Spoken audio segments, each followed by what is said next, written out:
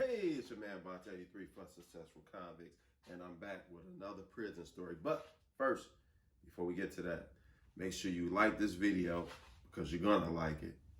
Make sure you leave a comment, and if you ain't already done this, which I know by now you had to have done it, subscribe to the channel.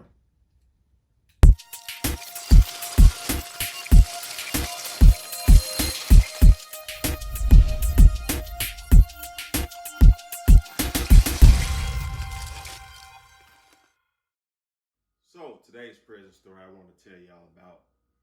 First of all, when you get in prison, you got to get your hustle.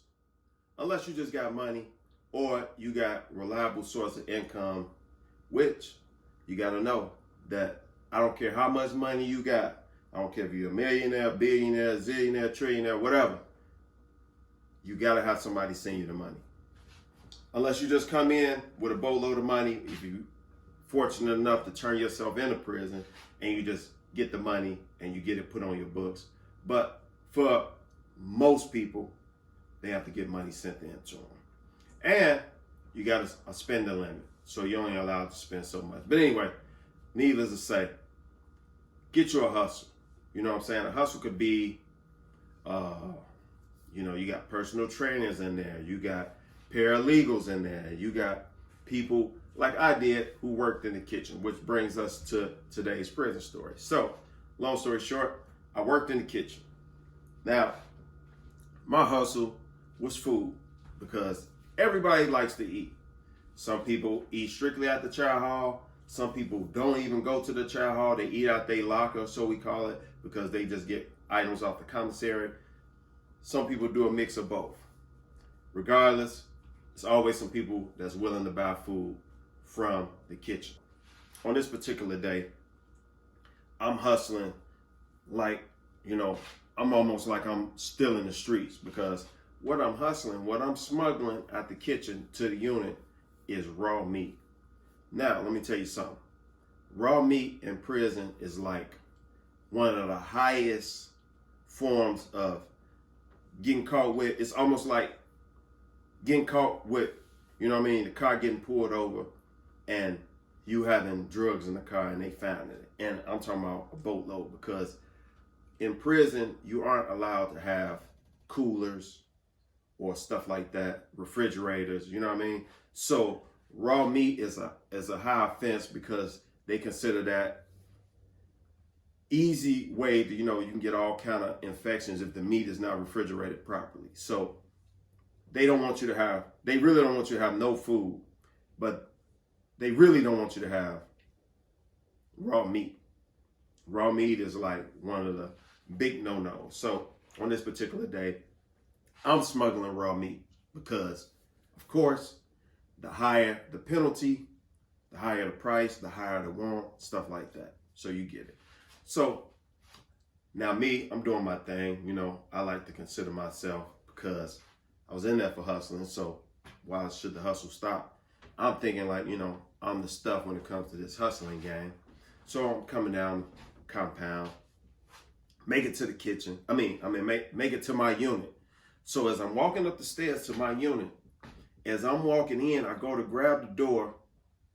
Out comes the captain with, I don't know, she was with one of her little cronies or whatever. And this particular captain was this new captain we had. She was Native American or a native.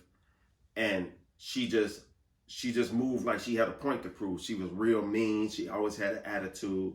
And she was just always pissed off. So you really didn't even want to go past her, because she always picked with inmates about anything, about, your uniform, having, whatever she could find on you. So on this particular day, I'm coming in, she coming out. As I reach for the thing, she comes out, and the first thing she says, "See, here go another inmate looking like he about to burst, smuggling stuff."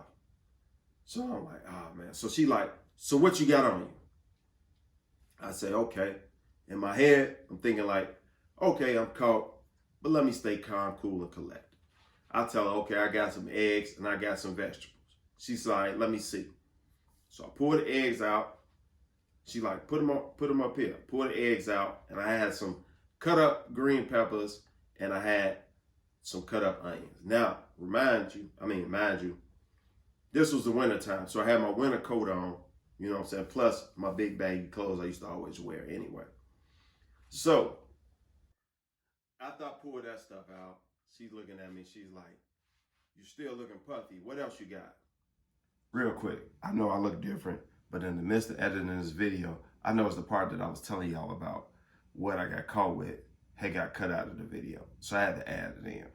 So like I was saying, she called me coming in the unit. She asked me to empty my pockets. I emptied my pockets. Then she's like, "You still looking puffy." So she tapped me in like in my stomach area. And she said, "What's that?" I said, "Some meat." She's like, "See, I asked you to tell me everything you had in your pockets and you lied to me." And I was like, "I didn't lie to you." She's like, "Well, how you didn't lie to me?" I said, "Because that's all I got in my pockets." She's like, "Okay," like almost like, "Okay, Mr. Smart Alec, you know what I'm saying, Mr. Funny Man. Since I wasn't clear, put everything up here on this garbage can." So I come out with the meat and that was all else I had. So she took the meat. She didn't even take the vegetables or none of that stuff. She was like, "I'm going to take this to your supervisor and I'm going to let him deal with it." Now I'm back in the unit and I'm basically on some it is what it is type stuff. You know, that's basically my motto. So later on that day, I go to the kitchen.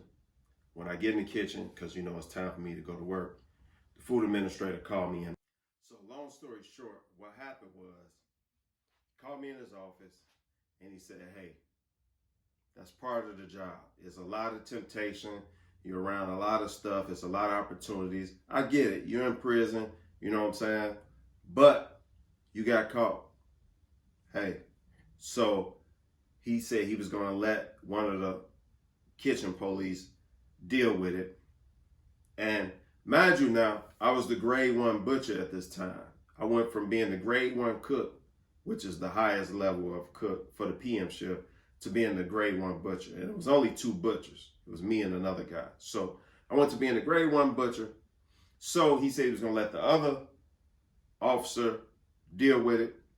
So I went to him thinking I'm going to get a bunch of, you know, extra duty, which I was just glad and thankful that I didn't go to the hole, because usually you get caught with meat, it's straight to the hole, no questions asked. You go into the hole.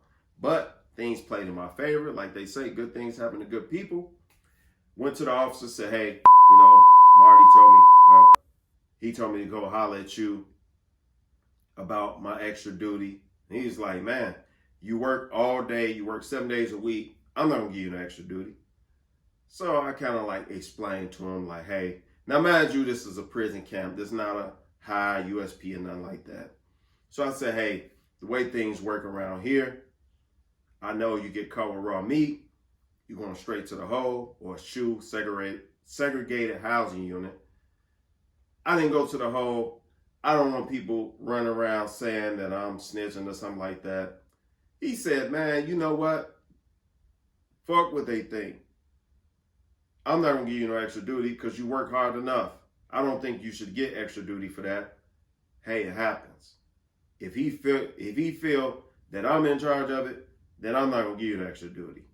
So I was like, "Well, I don't want the rumors spreading around and stuff like that." He said, "Well, if you want to do extra duty, give yourself some extra duty. But I feel you working because, you know, butchers had to be there in the morning, had to be there in the noon, and I had to be there at night. Not to mention, it was part of the operation too. So it kind of like benefited me too." So he was like, "So if you feel like you need to do extra duty, suit yourself. But give yourself extra duty because I'm not going to give you none." But hey, that's what happens. And if any of y'all out there always wondered like, "Hey, did he tell? How did he get out of that?" That's what happened. And that's my prison story. So don't take what you see and think, you know what I'm saying, going to speculations. Now, a lot of times it is what it is, you know what I'm saying? But people that knew me know that I didn't play that snitching stuff, because in my mind, I had too much time to be labeled a snitch. On top of the fact that I didn't snitch. That was the main thing, because being labeled something that you're not, it's kind of like, if you don't say nothing about it, then it's almost like you succumbing to it. It's almost like, for people of dark skin being called the N-word. If you let somebody get that off, then it's almost like you agreeing with them. Or being called a B, which we know those are fighting words. Where I come from, the generation I come from. But it's just, words really have no meaning unless you give them meaning. And sometimes people place them on you trying to be disrespectful. So if you take that, then you're almost like you wearing it. But I didn't wear that snitch. I didn't play like that. I didn't even put the snitch word on people without proof, paperwork, you know what I'm saying? Because rumors can spread real quick about, this person, especially like in these days and times now. People say, oh, he's snitching. Oh, he got caught with such, he didn't go to jail? Oh, he's snitching. Not always the case. Sometimes police do crazy things like letting people out to make them look bad so that they can either get killed in their community, or sometimes people, they know that if, hey, we let him out, he gonna go right back to doing what he was doing, which is gonna lead us to the people he doing it with, which, in the mafia, they call that a mole. But, it's all types of situation. But without paperwork, well, it's only paperwork. You know what I mean? Even though paperwork could be doctored, but without paperwork, you can't really label nobody that. So I hope you guys enjoyed the story. If you stuck with me this far, thank you. Make sure you hit the like. Make sure you subscribe to the channel and leave a comment. Tell me your story, or tell me, things that I left out that you might want to know or whatever. But leave a comment. And make sure you stay tuned for the next one. Hey, I'm back. This is your man, Bonte83 for Successful Convicts. And before I get started, let me give a word to our sponsors. Today's sponsor is Successful Convicts, of course. These hashtag tees are available in long sleeve, short sleeve, as well as hoodie in black and white, from sizes small to 2X. But if you need a larger size, we can make that happen.